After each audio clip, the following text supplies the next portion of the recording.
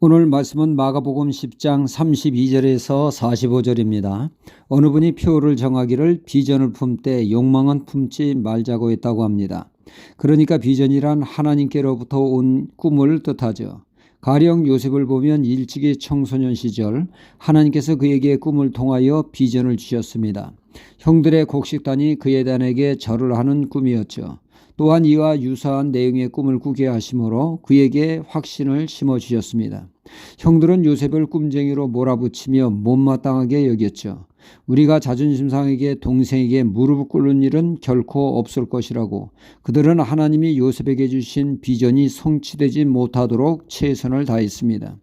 요셉을 죽이려 했고 결국은 외국의 종으로 팔아 넘김으로 요셉의 꿈이 현실적으로 이루어질 수 없는 개꿈이라고 말이죠. 그러나 하나님께로부터 온 비전을 품은 요셉은 그 비전을 잊지 않고 주어진 환경에 최선을 다했습니다. 비록 그가 원치 않는 종살이였지만 나름 최선을 다해 주인으로부터 인정을 받아 가정 충무에 발탁되기도 했습니다. 인생이 한 줄기 빛이 드러나는가 했더니 이번에는 주인마님의 모함으로 요셉은 또다시 깊은 어두운 수렁인 감옥에 갇히는 죄수의 신분이 됐습니다. 인생 막장을 경험하지만 그는 하나님의 주신 꿈을 품고 최선을 다하며 하나님을 경외했습니다. 늘 하나님을 모시고 살았죠. 그의 현실은 꿈과 정반대로 향했으나 그는 변함없이 비전을 붙들었으며 드디어 하나님의 때가 돼서 하나님께서 애굽의 국무총리가 되도록 해서 그에게 주신 꿈대로 형들이 요셉 앞에 무릎을 꿇는 것이 현실이 되게 하셨습니다. 하나님은 비전을 주시고 그 비전을 이루시는 하나님이십니다. 고로 하나님의 비전을 받아 그것을 이루어가는 신앙이 복된 신앙이라 할 수가 있습니다. 비전을 품되 욕망은 품지 말아야 합니다. 비전은 하나님께로부터 온 것이라면 욕망은 사람에게서 나온 것이죠. 사람에게서 나온 것은 동기가 불순하고 세상적입니다. 오늘 말씀의 세벳대의 아들 야고보와 요한이 그 좋은 예라 할 수가 있습니다. 예수님은 세 차례에 걸쳐 주님의 고난과 죽으심 그리고 부활을 말씀하셨죠. 오늘 말씀 34절에 이를 구체적으로 말씀하고 있습니다. 그들은 능욕하며 채찍질하고 죽일 것이니 저는 3일 만에 살아나리라 하시니라. 주님은 십자가를 지시기 위하여 비정한 각오로 한 걸음 한 걸음 예루살렘을 향해 나아가는 길이었습니다.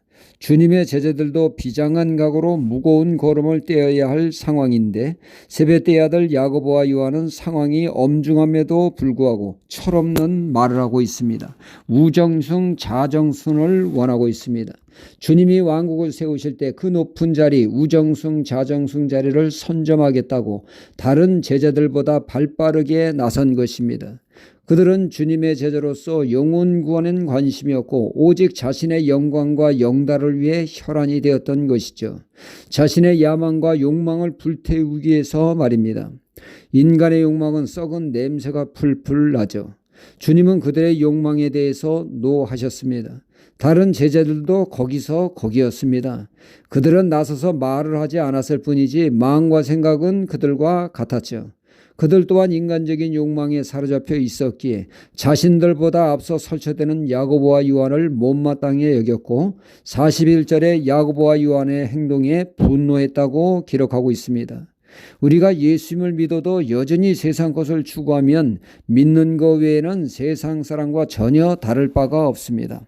세상 사람들이 추구하는 것을 추구하고 세상 사람이 좋아하는 것을 좋아하며 세상 사람이 바라는 것을 바라며 살게 됩니다. 철저히 세상처럼 살아가게 되죠. 이런 철없는 신앙에서 벗어나기 위해서 주님은 우리에게 먼저 그의 나라를 구하라고 하십니다. 하나님의 나라 천국을 구하라고 하시고 있습니다. 신앙의 뿌리를 세상에서 천국으로 옮기라고 하십니다. 천국의 소망을 가지라고 말이죠. 이 세상이 아닌 천국의 신앙의 뿌리를 내릴 때 더 이상 세상 것에 껄떡이지 않고 세상 것에 목말라 하지 않습니다.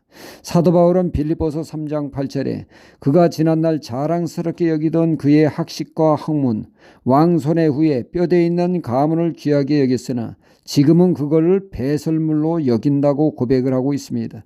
더 이상 자랑거리가 아니라 역겹다고 합니다. 하찮게 여깁니다. 그리스도를 알아가는 것이 그에게 있어 가장 소중한 가치가 되었다고 말씀하고 있습니다.